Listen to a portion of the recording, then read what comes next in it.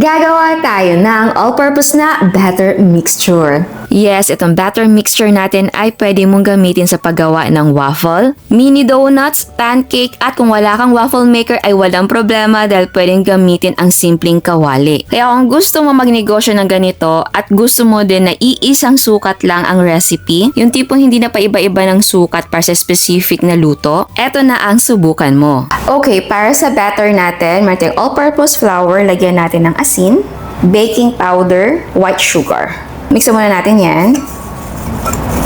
Sa separate bowl naman ay dito natin i-mix ang wet ingredients. So meron tayong evaporada or kahit anong milk. Ang gamit ko evaporada, ito po. Cooking oil. Pwedeng gumamit ng melted na butter or margarine. Itlog. Vanilla flavor. Tapos i-mix natin na mabuti. Next ay i-combine natin ang wet at dry ingredients. Tapos ay i-mix natin na mabuti. Huwag i-overmix ha, basta lang ma-incorporate natin lahat. And ayan. So dapat ganito yung texture niya. Tapos ay i-rest muna natin ito for 5 to 10 minutes. Okay, so meron tayo ditong waffle maker. Actually, ito ay 7-in-1. Dahil meron siyang pang mini donuts. At ito pa, ayan. So unahin natin ang waffle. So, mag-lightly grease tayo. Actually, ito naman po ay non-stick. Pero ako ay naninigurado. Mainit na po siya. So, maglagay na tayo ng ating batter. So, ito ay inilagay ko sa piping bag para hindi messy yung paglagay natin. Pwede din naman na kutsarahin nyo. Tapos ay isara natin. At lutuin na muna natin yan. Ito ay nasa 5 minutes. Buksan na natin. Yan. So, tanggalin na natin siya. Okay, ngayon ay gagawa tayo ng mini donuts. So, pinalitan ko na siya ng plate pang mini donuts na. Maglagay tayo. Mas maganda talaga na squeeze bottle yung gamitin mo. Tignan nyo yan. I-close na natin to. At lutuin natin siya ng mga 5 to 6 minutes. Okay. Ayan. Tatanggalin na natin. Okay, pinalitan natin siya na ito yung parang cupcake na shape. So again, maglagay tayo ng ating batter. Tapos lagyan natin ng tsokolate. Ito ay naman ay optional. Takpan natin. And same, lutuin natin for 5 to 6 minutes. Ganda yung shape niya, no? Okay, next na shape ay parang walnut or nut, ganon. So, lagyan na natin yan. Again, huwag natin siyang punuin. Again, maglagay tayo ng tsokolate na palaman. Takpan natin. So, lutuin natin again for 5 to 6 minutes. Open natin. Ayan siya, oh. Ayan. Tanggalin natin sa excess. Pwedeng gumamit ng dito. Gunting. Okay, kung wala naman kayong waffle maker, ay pwedeng gumamit ng kawali. Ako meron ako non-stick dito na plate, so etong gagamitin natin. So, ang gagawin na natin dito ay parang net. Parang net lang, ha? So, yung size niya is kung ano din yung size ng hotdog mo.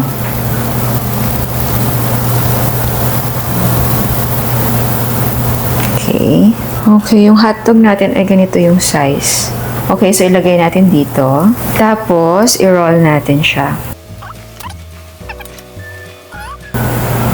Okay. Tapos, i-brown lang natin.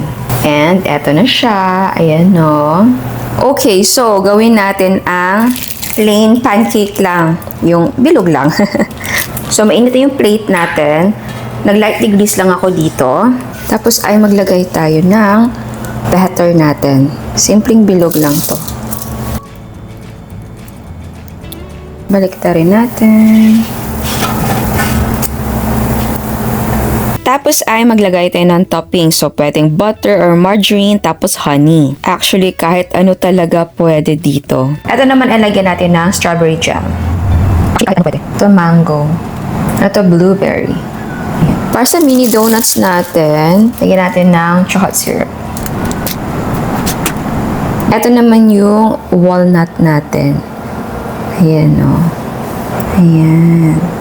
Okay, so pwede natin itong lagyan ng palaman. So, kahit anong palaman ang naibigan nyo, ako, chocolate pa rin.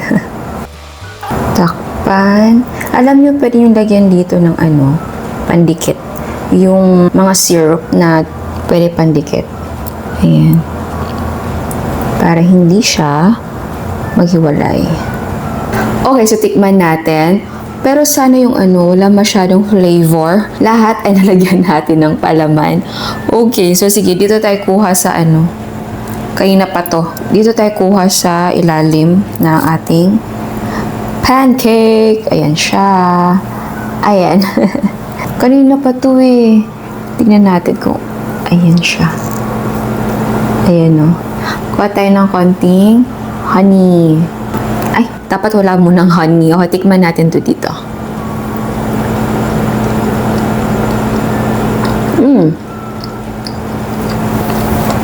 Okay. Sa lasa, no question, masarap siya. Sa texture, siya, dense. Hindi siya yung nakasanayan natin na pancake ay soft masyado, very fluffy. Pero eto ay dense, which is okay lang sa akin. And may honey tayo.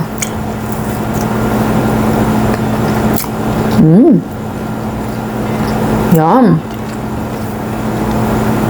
Nagustuhan ko yung honey na ilagay natin dahil hindi masyadong maasim. Di ba yung mga honey maasim? Eto medyo may mas pansin ko yung pagkatamis niya. And yung asim niya super lang. Halata pa rin yung asim pero hindi matapang.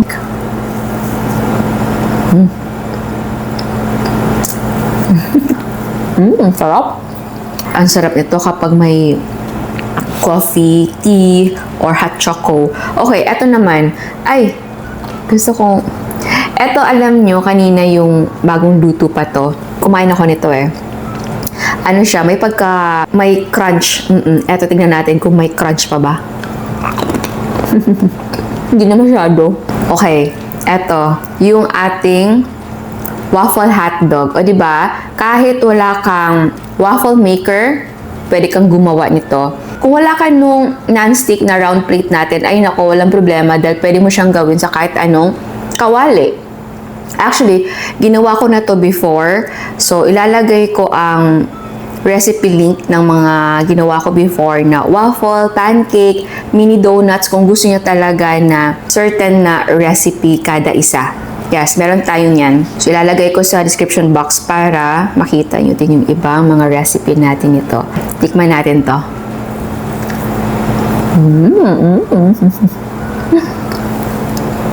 Sarap.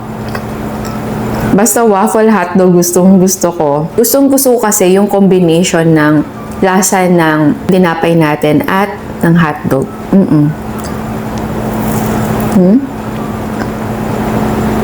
And mas masarap to kapag warm.